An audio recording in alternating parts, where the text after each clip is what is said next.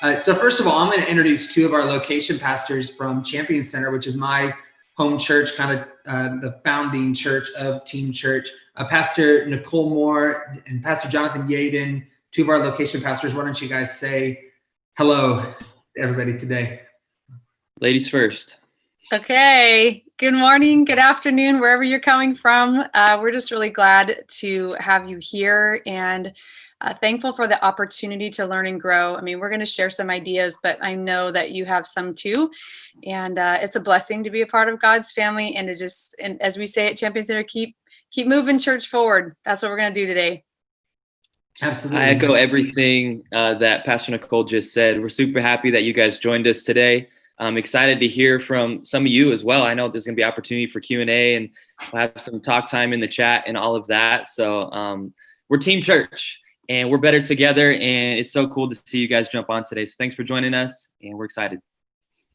Absolutely. So glad you guys are here. I'm also joined by Philip Engle, who is on the team at Focus 412, a great coaching, consulting group for pastors for local churches. Why don't you say what's up to everybody, Philip? Yeah. Hey, everybody. I'm excited to be here.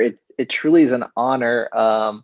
Always learning from Team Church and the Team Church team.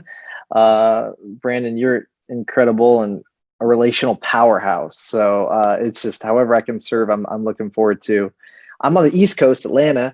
So from the future, the weather is nice. It's warm here today. And no, I really am. I actually get the privilege of serving as a volunteer leader at Passion City Church too. So I have a little bit of both sides of this. I'm on the user side and waiting for my leaders to tap me on the shoulder or to communicate well to me. So I say sometimes I might have a little bit of, you might see some of my wounds, but maybe it'll help.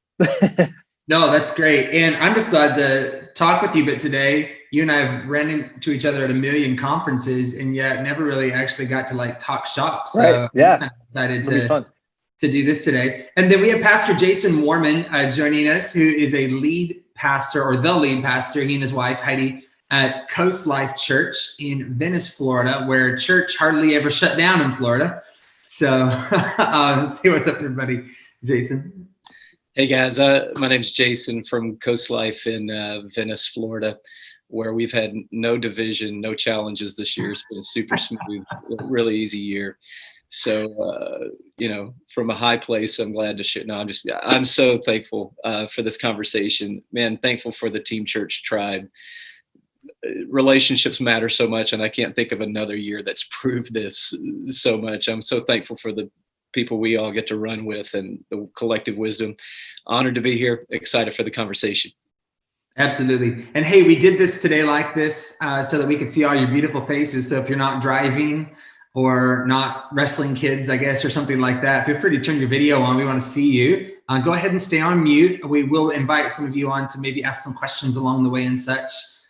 We will be recording today, just to warn you. And today we'll put out on our Team Church YouTube and whatnot, as well as, in case you're not familiar, and I wanted to make a mention of this to everybody, Team Church has a partnership with Open Network now, and all of these conversations are also posted on the Open Network site. So if you have any other COVID related questions, maybe we've talked about it before, and feel free to go on there. We have a number of conversations and meetups on there from the past few months that I believe will help you in some way. Also, for those just joining, feel free to leave your name in the chat. Tell us where you're at, maybe your church name, and really glad you guys are here. All right, let's get going. Today, we're going to talk about rebuilding volunteer teams. And I don't know, as I started looking around the last couple months as we headed into the fall, just felt like we couldn't get away from this topic. It felt like the greatest felt need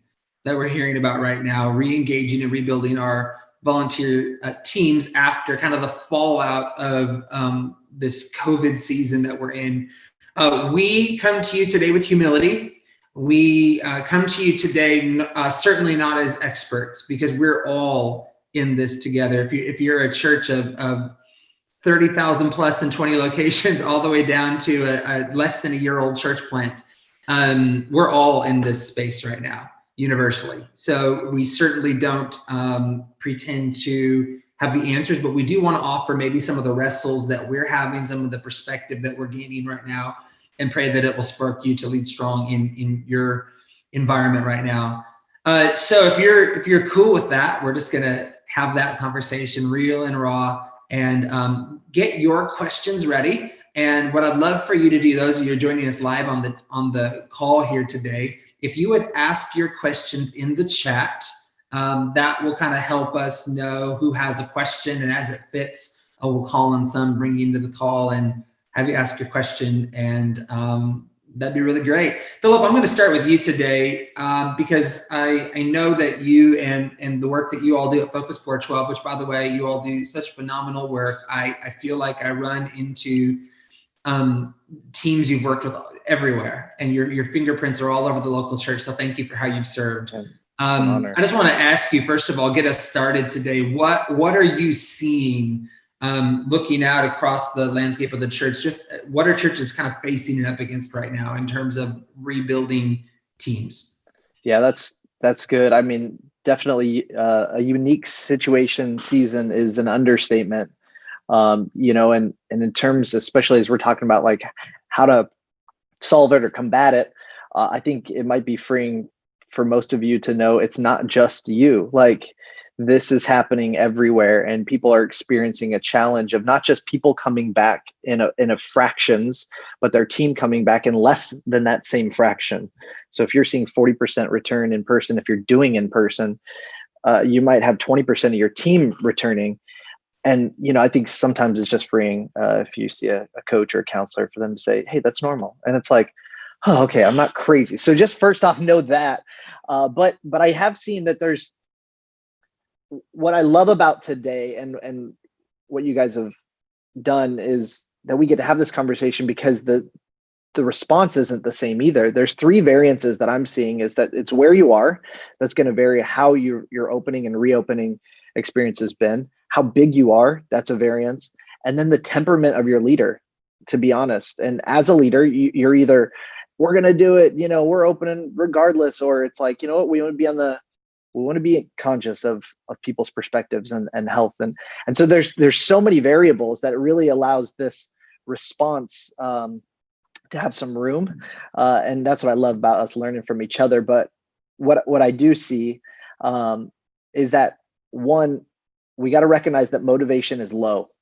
If many of you are working out or have ever been in a rhythm or a season of working out, like the motivation for tomorrow to get up and go to the gym, because I've been the last 6 months, isn't hard.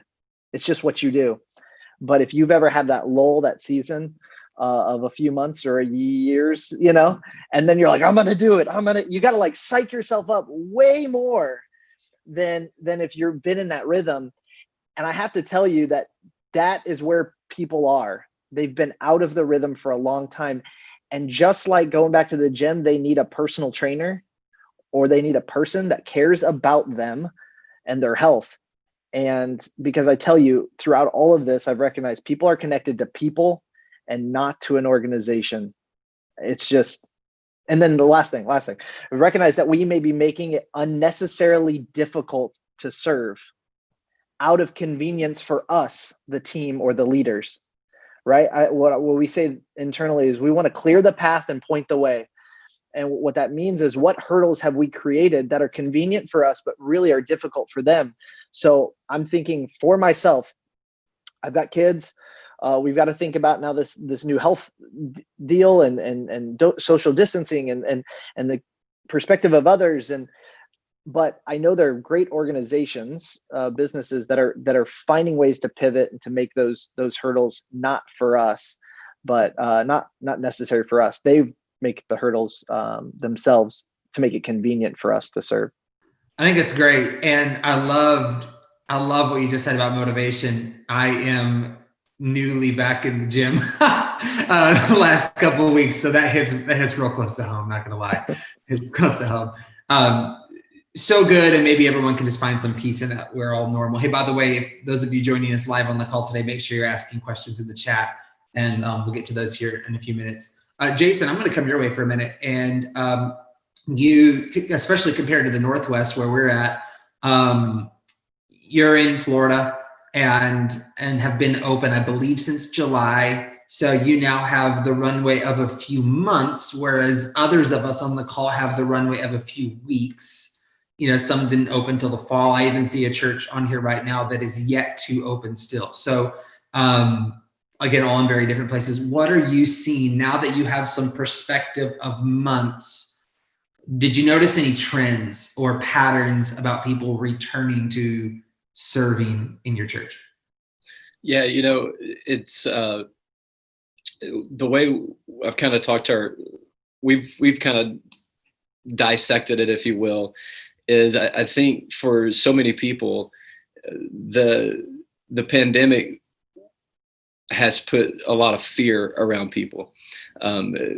We were just getting back in July, and I'm in Florida, so my family, we went to Universal in Orlando, and I've never seen that place so empty.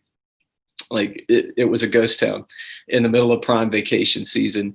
And I told my wife, I'm like, if Universal and Disney is having trouble getting people to come back, like pressure just instantly got off of me. Like, it's like, okay, people don't know, they've been closed off from the world and they don't know the world they're going back to.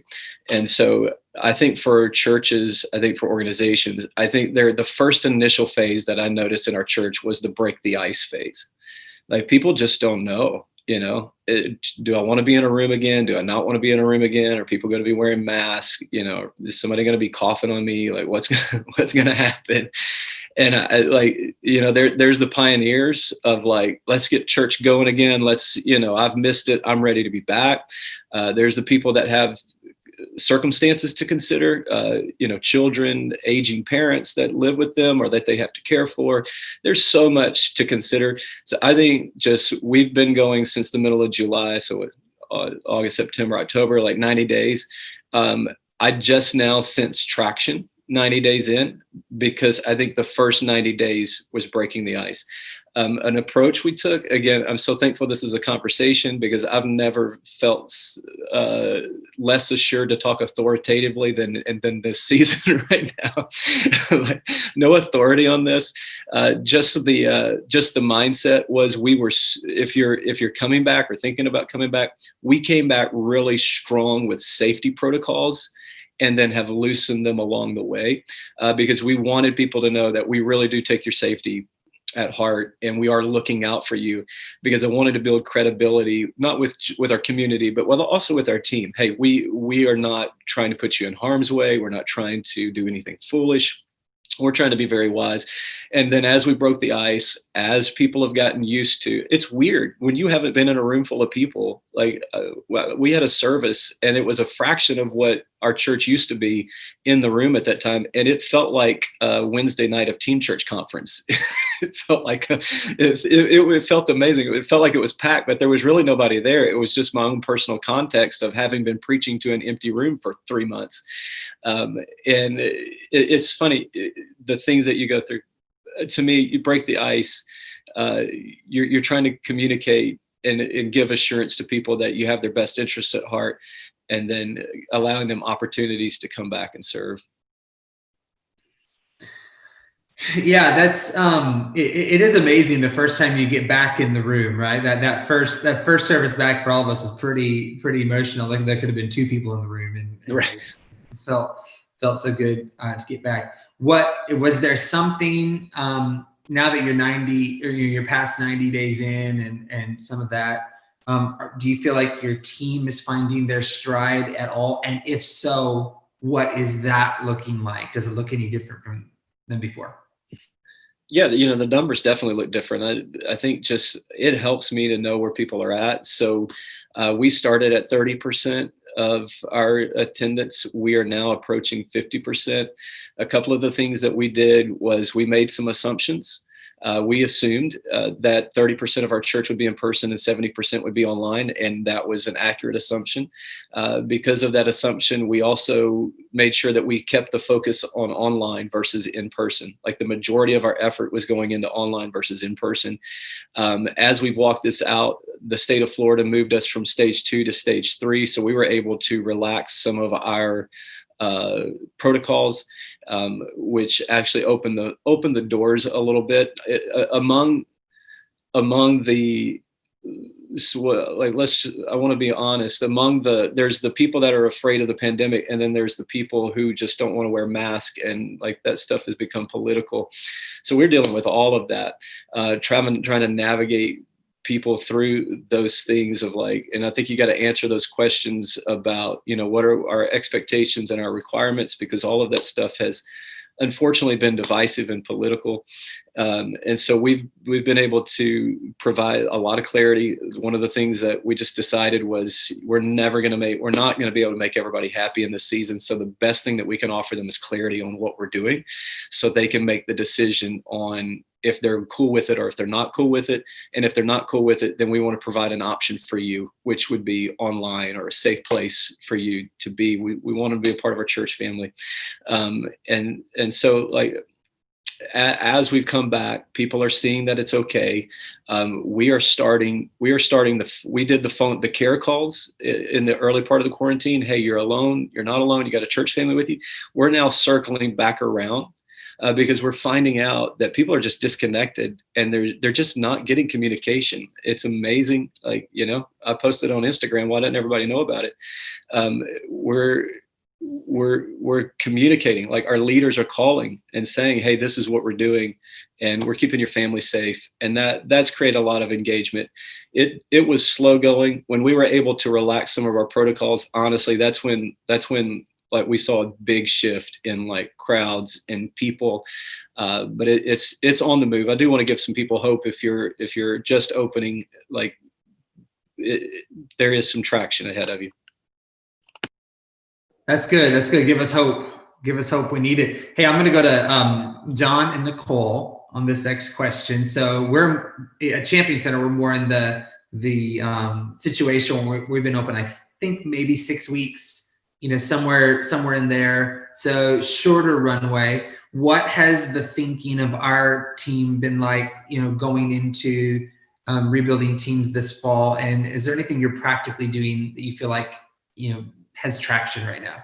As far as getting traction going and engaging with our team right now, I mean, things have obviously looked different, but I think when it comes to team growth, I think something I had to do in this season is ask myself, what is my measuring stick for growth?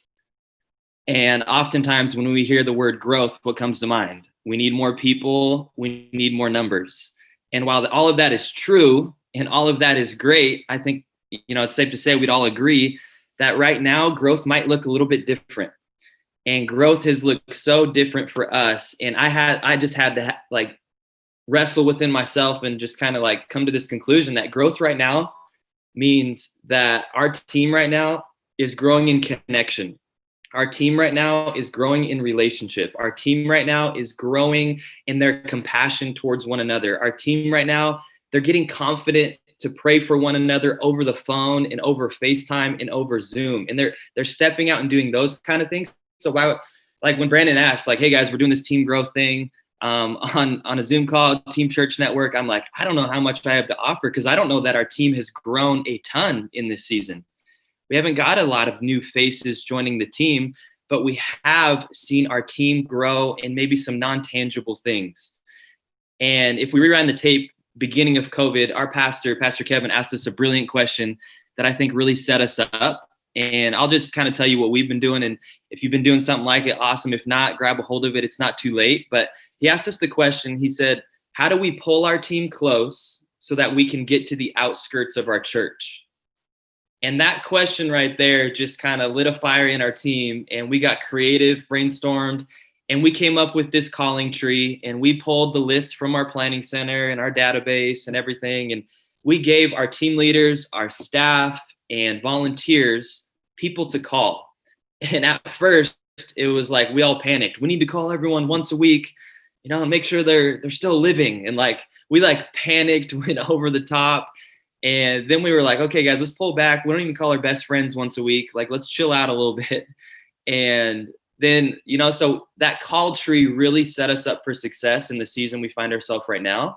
And our tone this whole entire time has been, when we started calling people in August, because we opened up like beginning of September. So in August, we started calling people on our teams, and we were really intentional with our verbiage. It wasn't, hey, we're calling people to see who's willing to come back. We're calling to see who's with us when we come back. The question was, we're calling people to see, we're calling our team members to see who's ready to come back. And if you're not ready, we totally understand and we totally get it. We want you to feel zero pressure at all. Just let us know when you are. You're still a part of the team, all of that. So we wanted to put people at ease and not make it seem like the people that are coming back are way more important than the people that aren't.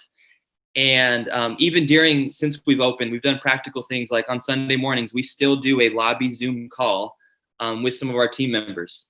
And while that number has dropped because many of them are serving now, we still do that to make them feel a part of the team. And because we're focusing on online. I love what Pastor Jason said. He said, online's our number one right now.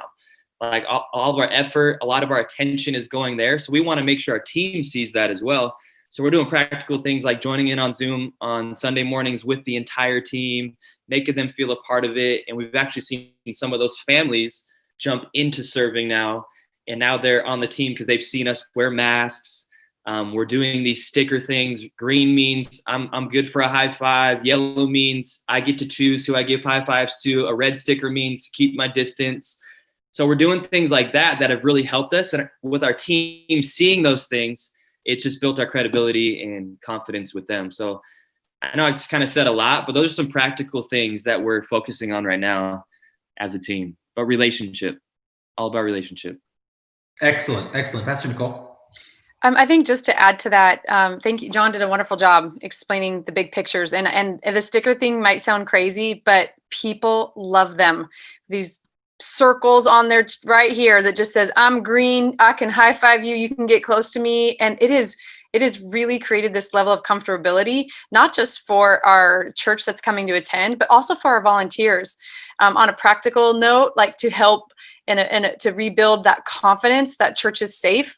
We sent out protocols. Here's what we're now doing to keep church safe. And we really like to have a lot of fun. If we can make it fun, that's the direction we're going to go. And we have this mascot for our kids, our church kids, called Champ the Bear. So Champ the Bear rode around, and Champ the Bear walked us through this protocol on a video that we posted on our website for our church family. And he's got a mask on, and he's talking about what we're doing when we come in. You won't get to sit so close to people like before. And then we incorporated, like during our service time, at the close of our service, we have our church kids show where we have crazy characters that come out and over exaggerate, we have to be 6 feet apart. And he's got the tape measure out and he's making jokes about things, and we're like, just chill and be normal. It's going to be okay. We're kind of making some fun at some of the extreme perspectives, about COVID, but not to the point that we're discrediting anyone who really has concerns, because there are people in our church who have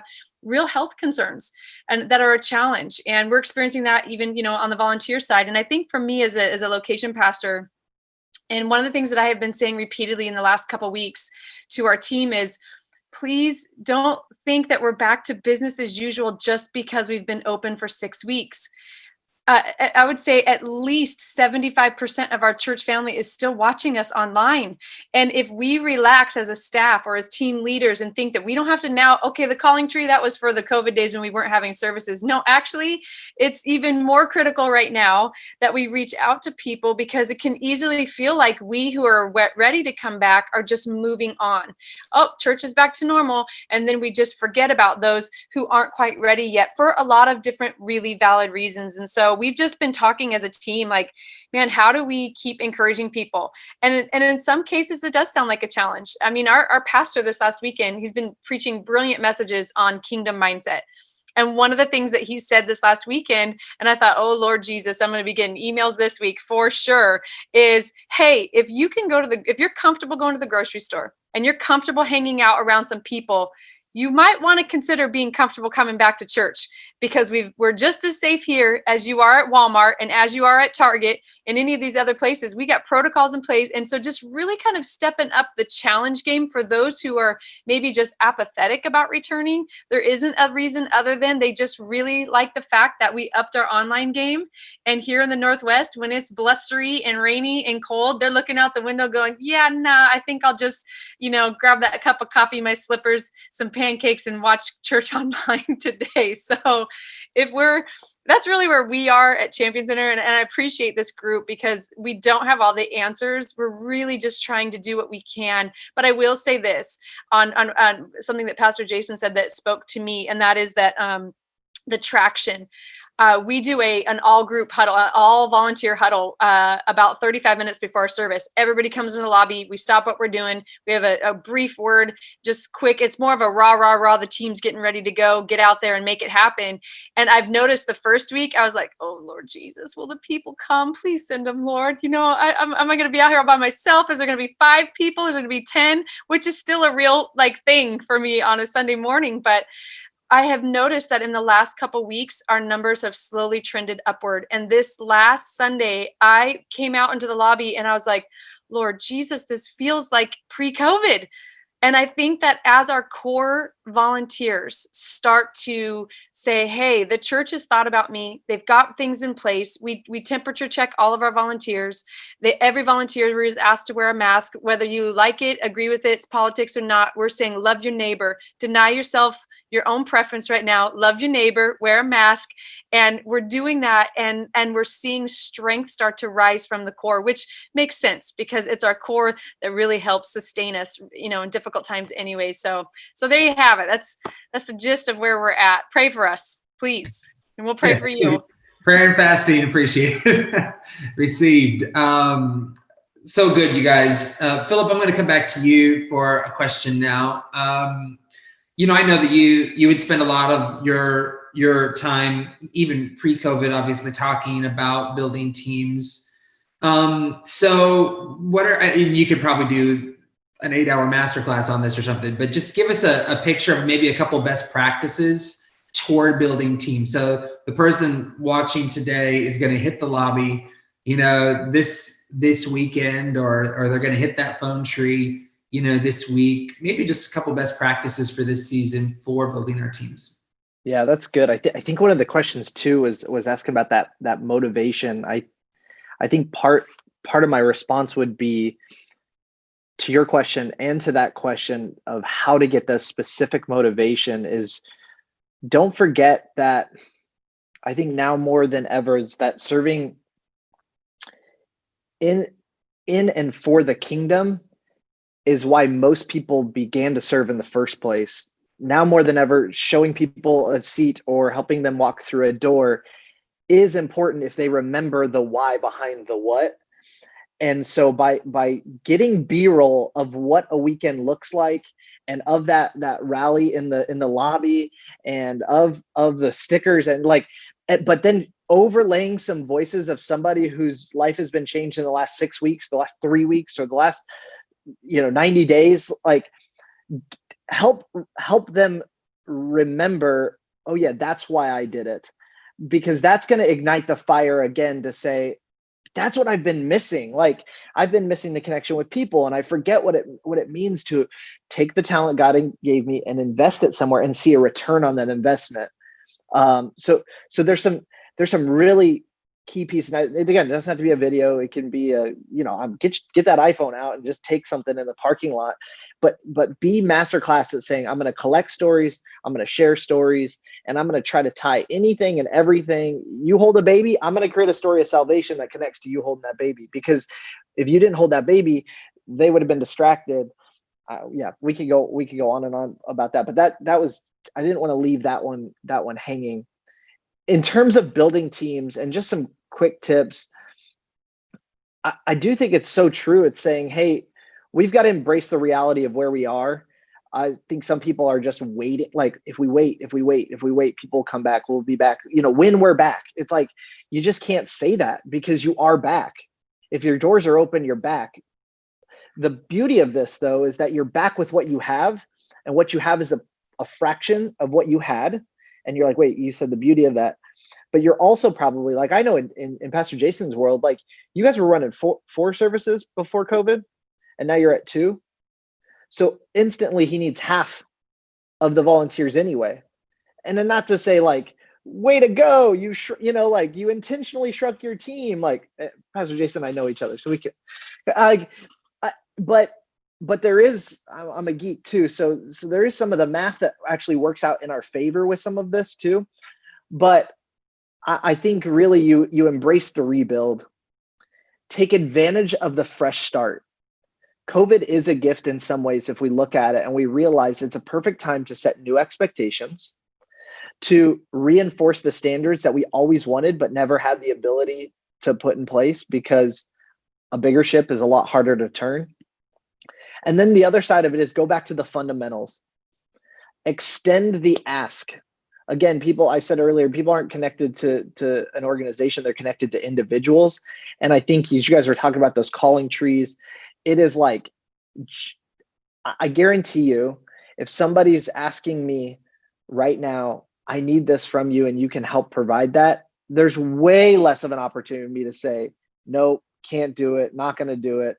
But if you send me an email, it's a lot easier. Decline, decline, decline. So extend the ask. Also proof your process.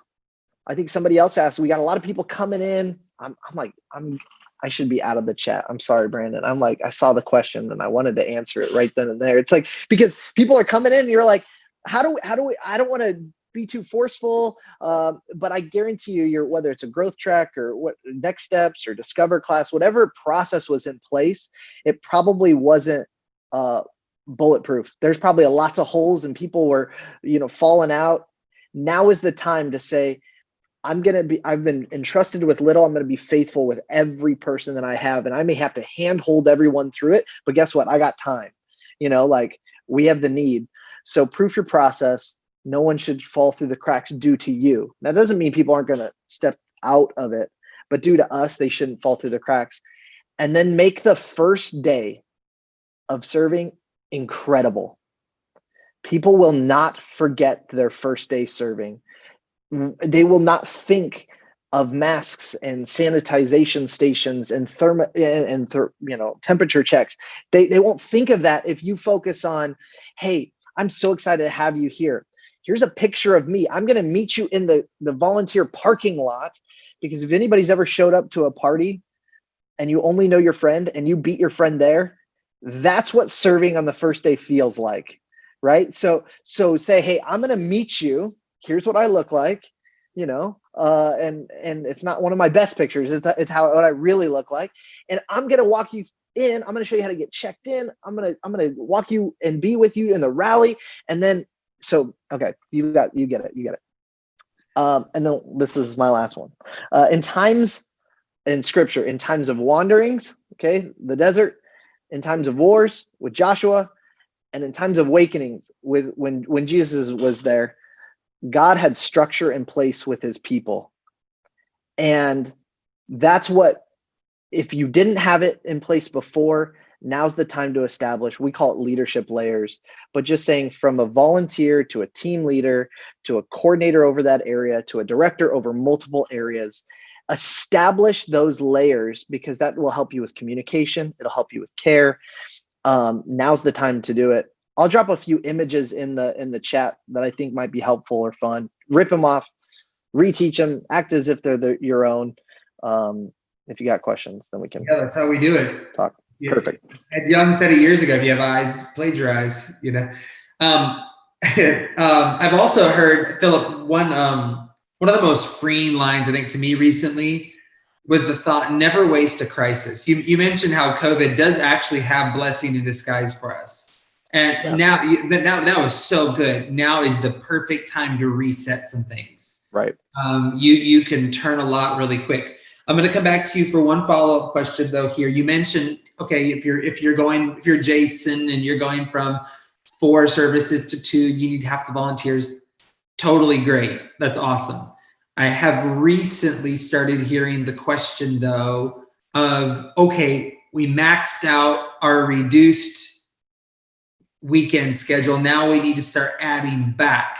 And I've heard kind of the challenge is, okay, now we're back up to needing more volunteers. I've heard specifically children's ministry as being probably one of the stress points for that. Do you have any thoughts for the church that might be watching that's, okay, now we're fine with 1 or 2 services, but we need to add some back now? What would you maybe say to that? Yeah, that's good. That's always a good problem to have. We call those full net problems, like that's great. You've got way more people are coming back that are matching. You've got to go to another, add another service.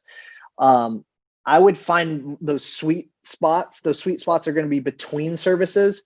And I'm going to say, hey, and hopefully you have in place, like, I call this the guerrilla game, but it's like, you got to get down into it and say, listen, you used to be a greeter. Now you're going to be a host. What a host means is we're helping host people from the parking lot all the way to your seat. And guess what? We're helping connect them afterwards as their host. And so all of a sudden the traditional mindset of like, well, this was my row and I've always manned this row. It's like, again, if we've connected to the why, then the what doesn't matter as much, because they're here to help people see and experience Jesus. So that's where it can be actually really freeing to say, this is our host team. Our host team covers a wider area than we used to, and we have a couple different functions. But at the end of this, you have stronger volunteers because they've been cross-trained and they understand the goal of the day versus just the goal of the role, right? And I say the sweet spot is de-greet. Please definitely be out there connecting, de-greeting, and they may stay so that you have an overlap of volunteers that really makes it full. So you find a way to make those important parts of the experience feel really, really good. And part of it too is, we can go into real specific details, is what is your serve standard? Your serve standard is, do you do an all call, sign up for as many weeks that you want to serve? Is it serve one, attend one every week? Is it serve every other week on an A/B schedule? Establish that. And that might actually help you figure out, what's my actual number of people I have serving? What's my optimal number of people that I wish I had to make it great? And then what's my bare bones? What could I just get away with? And if you actually identify some of those buckets, then you'll be able to know week of, I got to make some calls. Like we got to pull in some favors. We've got to, throw some, of course they're background checked, but we got to throw some of the check-in people into the kids' classrooms to help make it a reality. And I guarantee you, the day of, if you tap me on my shoulder, I'm fully approved, background checked. I've got kids. I love them. I'm not going to let this room, not go unmanaged. I would just say minimize that as best you can. So again, hope that helps. Yeah, that's great. That's great. Thank you for that. We're going to get to some live Q&A if we have some more questions here in just a minute. So, and Philip already answered both my questions in the chat, so he stole them. But feel free to leave more in the chat, and we will get to those here in just a second. Or we'll just say, hey, Pastor Jason, though, I'm going to come back to you on this one. You are the lone lead pastor on this call. So I ask this question as often as I have the chance to. As a lead pastor, what are you looking for most from your team right now? Just take us into your mind from the first seat. What do you really want your team to be doing, thinking? How do you want them leading right now? Yeah, just some of the stuff I've been trying to communicate to our team, it ranges from some of the spiritual things to some of the practical things. Number one, I hope people understand, first thing is, there's nothing wrong with church. I know that this year we got hit with some stuff, and I know, we had to shut down and crowds came back and teams are low. And I think people can hit the panic button thinking what we were doing wasn't working. And I want to dispel that out of like our team, out of any other team. Like, there's nothing wrong with church. We're still the hope of the world. And if you back up and look at it, like, businesses are shutting down, but I see churches thriving. I mean, I see churches making it through this season, holding it together. Like, this has been historic. It's unprecedented how many times I've used the word unprecedented this year. This has been a crazy season. And yet here we are, we're still talking about church, still building the church. Like, this church is amazing. Let's learn some things. Maybe there's some things we can fix, but reaching people, leading people in worship, preaching the gospel, building teams, building church, that is still the hope of the world. We are still the hope of the world. And number one is there's nothing wrong with church. The second thing I've been communicating is the future belongs to builders. I think there's people that love to be a part of something, but I think if you just want to be a part of something that's already going, you're going to get your lunch eat right now. But if you are excited about opportunity and you like to be a part of building something, I think those are the people that are going to really make it in this next season, because you're going to have to build. And for me, it sort of excites me. Like the idea that we didn't have an online campus before this year, and now we have an online campus. I'm looking at it going, hey, we get to build online and in person now. This is exciting to me. This is amazing. Like, we have two different places we can go reach people. And so I've been just trying to communicate to our team, like, hey, you're just going to have to, there's no management, there's building right now. And the thing that I think I've really been trying to get them to focus on is, I know that, if you look at a spreadsheet this year versus last year, like, you're going to be in the red, or you're going to have a deficit or whatever. But here's the opportunity to build that I love is, and Philip's already said this, but we get to build it right this time. There was so many things that we were struggling with. And that's what I've been just really working on our team is like, this is an incredible opportunity to fix a lot of stuff that just wasn't right. And so we've been talking about, our church, we've been talking about quantitative versus qualitative. I've been really talking about quantitative because so much of our meetings was like, it felt good. The excellence was there, but nobody was thinking through the numbers. Our church had hit a lid structurally and in our systems, and we were working with Philip on fixing a lot of that. And so this has been just a great big reset for us. And it's like, hey, we get to rebuild this. The third thing is, I've been encouraging them to think top down, not bottom up. If we, for instance, we had close to 400 people serving on the weekend. We're around 100 people right now. So you could look at that and be like, man, there's a 300 person, we got to go find 300 people. And like, I was with a leader the other day and they were like, we got a 40 person gap. And I was like, no, you got a 3 person gap. Quit trying to fill 40 people and start building leaders. You need 3 leaders. If you get leaders, you'll find people that build the team. And I think you can get overwhelmed by thinking about how many people you need. And so we're not, the approach, and again, this is a conversation, I'm just telling you what I'm focused on, is I'm not focused on out trying to recruit a bunch of people. Right now, I'm trying to get our staff to realize you need to be pouring into leaders and building leaders, because if you can find leaders are going to build teams. And you can go get a bunch of people, but if you don't have leaders, they're not going to stick on the team anyway. So you might as well be thinking about leadership development, raising up some people. And so we've been focusing on our leadership track, how we develop leaders. Because if you can fill Philip Engle, so much of this comes from Philip, but if you can fill directors and coordinators, your team leads and your teams will flourish. And so that's what we've been focused on is building from the top down, not the bottom up, and just getting people connected. I think the other thing is you don't go from a standpoint of need, go from a standpoint of vision. People will go for vision. Don't let coronavirus, don't let division shrink your vision down, get you thinking small.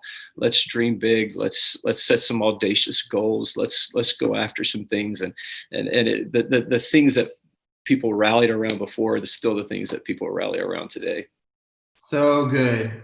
So good. I've heard it said once that need is a 4-letter word when it comes to team building. Do not use the word need. Speaking of language, my last question for my guests here today is simply this. Language matters. So leaders create culture and primarily through language. So what are you saying to people right now in this season, or what do we feel leaders need to be saying? What do people need to hear from leaders right now? I'm going to go either to John or Nichole if you guys have any thoughts on that to get us started, but I'll take an answer from anybody. What do people need to hear from leaders right now? Great question. I mean, I got a little story. I don't know if this kind of goes in line with the direction you wanted to take it, but I've had two conversations the past week with people that have served on our team pre-COVID. They were they were involved, they were helping lead, one of them worship team, one of them on our media team. And both of them had kind of fallen back into some habits that were old life to them. And one of them alcohol, and one of them was lust and pornography. And they fell back into these habits. And in these conversations, I heard shame. I heard I can't serve right now because I'm not right, and I need to get, perfect. And that was kind of the tone that I heard from them. And just in our conversation, I love what I think it was Philip. He had said it a few minutes ago, but remind them why they did it. And I asked them a question kind of that led them toward that thought. And I was like, hey, like when you were serving, what kind of health did you see in your life? And when you were a part of the team, what kind of what did it bring? What kind of healthy things did it bring to your life? And they were like, man, I had accountability. I knew that the team was counting on me. I knew that like there was a standard. And I said, do you think during COVID you stopped serving? That could cause you to get in a hole because that accountability is not there. And maybe that standard you were holding yourself to isn't there because you didn't look forward to Sunday like you once did, or the team and serving. So that conversation kind of turned into that. So I think right now my eyes were kind of open. Like, I think shame off you is something that people need to hear right now. Shame off you, and you are still on this team, and we love you, and know your life may not be perfect. None of ours is, but we still want you to serve, and we still want you off the team. And I was surprised at these two individuals because they were core to our location, and they did fall. They had a couple slip ups, during this season, and to hear them talk like that about themselves was surprising to me. So I don't know if that's the direction you wanted to take it, but I think that's something. No, I think it's great because, to be honest, it's easy in this season to talk health concerns. That's valid. It's easy to talk apathy. That's valid. But we haven't even touched mental health and just areas. People during lockdowns were locked up with their demons. If you have a troubled marriage, you were locked up. With that. If you were struggle with things you mentioned, you were locked. So that's a whole other conversation that I think we probably should be having right now with people. In fact, I'm going to insert one thing, just a little bit of a shortcut from my perspective that I've heard. And I was going to say this at the end, but it feels like a good moment to say this now. I just want to offer to everybody. I cannot tell you how many times I've heard this recently talking with staff and leaders is this comment. People saying, no one has stopped long enough recently to ask me how I'm doing. And this is like staff and leaders say, and maybe some of you on this call that would even resonate with you. And what I'm just offering you is a shortcut. Take a minute, slow down, and just say, how are you doing right now? And someone might be good. And if so, give them a green sticker hug and we're all good. But chances are, there's a lot, John, there's a lot going on out there that I think has nothing to do with COVID, but just has to do with this season that we've been in. And I think we'll find that when we take the minute. So I wanted to insert that in there, but I maybe that's a shortcut for someone listening today. Pastor Nichole. If I could just, piggyback off of that, it makes me think of what Philip said earlier about the structure, the systems that God had in place, even in the wandering. And I think that sometimes we can feel like as leaders, it's not as spiritual if we have a list that we're actually going through of people that we want to contact, and I think it very much is. I mean, I have a group of women that I specifically lead through women's ministry that I'm in contact with and I'm reaching out to. And here's what my text message sounds like. I've been thinking about you. I've been praying for you. I miss seeing your face. How's your family doing? Is there something in your family that's going on that I could be praying for? And I cannot tell you how many times by me just being real. I love what Craig Rochelle says. People will follow leaders that are real instead of leaders that are always right. And being honest about my own struggle. And in fact, it's set up a Zoom call I have next week with a gal who's on that team. And she said, honestly, I'm really struggling. And here's where I'm struggling. And she started to share and open with me. And there's also this part of me that used to feel like, oh, if I'm not picking up the phone and calling somebody, it doesn't mean as much. A text message is so informal, impersonal. Can I tell you, I think more people appreciate the text message because then they have the permission to answer me when it's convenient for them. And here I am now setting up the next stage, which is having that real conversation. But I think one of the main things that I have said over and over again and will continue to say to people is that you are not alone. The feelings of the roller coaster ride of a pandemic, you are not alone. If you feel a little lost in your role right now, I understand. I do too, because pastoring right now looks really different than what it did. I was very confident in my role and who I was and what was expected of me pre-COVID. I'm not sure now. And I'm a planner. Nothing can be more of a nightmare for a planner than COVID. I'm like, I couldn't even, my husband and I were supposed to go to Europe this summer. This was our 25th wedding anniversary. We've been planning this for 5 years. It didn't happen. I'm still a little bitter about the fact that I cannot replan this trip. And I had a conversation, the last thing I'll say is I had a conversation this last week with a mom who has a daughter who's a type 1, kind of like what I just described about me, perfectionist, ordered, planned. And she said, without a plan, there's this real opportunity for us to feel hopeless. And there are a lot of things that we don't know. There's a lot of things that we can't be sure of. But even in the middle of where we're at right now, we can set little mini goals and we can set rewards for achieving things. Even if the achievement is, I made it through this week. And she said, with my daughter, we're putting little things on we're going to go get a blizzard at Dairy Queen at the end of this week. And I think that, okay, maybe I'm bitter about Europe, but I could get excited about a blizzard from Dairy Queen. Hello, we all are going to have to adjust some expectations from time to time. And I feel like those are the gifts that we can offer the people that are following us right now, is to say, you are not alone.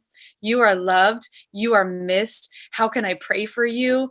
And just let them know that genuinely, whether they're here with us in person or not, they're cared for. That's beautiful. Beautiful. Very well said. And blizzards all around after this. How about that? I receive that as the word of the Lord. I'll just make this the last question. And Jason, Philip, any comments just on that? What do people need to hear from leaders? Yeah, what the care that they're valued, they're needed. I think just for church people in general, just people in general, that there is a future and a hope. It's so crazy. I'm really convinced that the enemy loves to sow doomsday thinking into the church. I think that comes straight out of the pits of hell. And my preacher line on that is the enemy loves to sow doom into the church because that's his future, but it's not our future. The best really is yet to come. That's a theological understanding of the goodness of God. It's not a church cliche. The best is yet to come. God has more for us. And I think people need to know that things can come back. I know we've only got a few minutes left, but a couple of years ago, I got sick. I'd been working out really. I'd been setting some gym goals if I wanted to get stronger. And I accomplished some goals, and then I got sick and I couldn't go work out for 3 months. And when I came back in the gym, 50% of my strength was gone. I was weak. I'd lost 30 pounds. It was a really serious sickness. And I was so frustrated. And a friend told me, he was like, it's okay. You're going to put it back on quicker than you gained it. Your body has muscle memory. And I think people just need to hear that the body of Christ has muscle memory. The things you've done in the past, you're going to get back there, but you're going to get there faster. You're going to get there stronger. You're going to get there better. And I think just overall, people just need to know that God's still in control and we have hope. Well said. Well said. Philip, I'm going to give you the last word here. Oh man, I'm echoing your words. Like, your shortcut was exactly. I wrote this down, and we wouldn't say this exactly this way, but I just said, don't tell them, here's what you can do for me. We don't directly say that, but by how we communicate, that's often what we're asking. Let the first thing they hear is how are you doing? When you find out how they're doing, it actually will inform you how you can motivate them, equip them, resource them to, again, invest the talent that God's given them for the return. So the how are you doing? And I'll be honest, I love my church, but the first communication we got in COVID was, here's a list of people we need you to call. And I was like, I didn't actually say this. I just took it and I called them, but I should have been like, what we're doing fine. Don't worry, guys. Like, but so often, leaders, we think leaders are in, but I love it. Brandon, you're right on. So ask how they're doing and then motivate them with the why. Absolutely. Well, I want to thank my guests for being on here today. Thank you for making an investment into all of us. We are very, very grateful for that. And for everyone else here today, I'm not going to hang up, by the way. I said we'd be done in an hour, but anyone who wants to stay around and chat for a minute, be happy to do that. But otherwise, I just pray you guys are well. Pray today helped with some thoughts, some wisdom. Maybe it'll spark something else in your world. Stay tuned, by the way, to kind of the greater Team Church tribe. I think we're gonna do another round of conversations here in a couple months. And if there's anything way we can be helping in the meantime, please let us know. We are in your corner. We're all in this together, and you do matter to us. Thanks everyone for being here today. Thank you, Jason, Philip, Nichole, John. Appreciate you guys so much.